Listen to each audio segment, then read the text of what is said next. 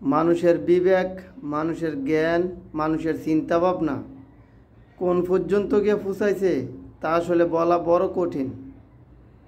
কারণ যদি মানুষের বিবেক থাকতো, মানুষ অপকর্ম, খারাপ কাম, খুন, দর্শন এটির মতো জঘন্য কাম জীবনও করতে না। কারণ খুন বালা মানুষে করে না।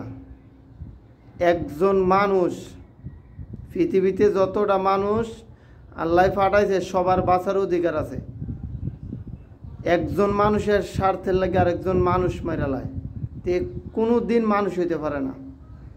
আর যার জ্ঞান থাকে, যার মেধাবালা, তে কোনো দিন মানুষের হক মারতে পারে না। অথচ অসংখ্য হক মারার ফাটি আছে। সারা দিন রাত বইয়া বইয়া খালি চিন্তা ভাবনাই করে কার হকটা মাইরা দেওয়া যায়। এরকম অসংখ্য মানুষ আছে। যতদিন মানুষের মন পরিবর্তন না হইব, যতদিন মানুষ নিজে পরিবর্তন না হইতে পারবো, ততদিন দেশ পরিবর্তন হবে না। ততদিন দেশ পরিবর্তন হবে না। মানুষ মারায় কোনো সমাধান না, মানুষের হক মারায় কোনো সমাধান না।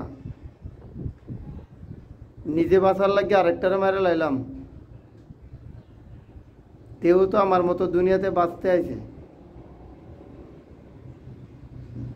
সবশেষে একটাই কথা, যে হত্যা করে, যে দর্শন করে তে নিকৃষ্ট মানুষ, আর যে হত্যা করে একজন খুনি তে জানোয়ারের চেয়ে খারাপ, জানোয়ারের চেয়ে খারাপ।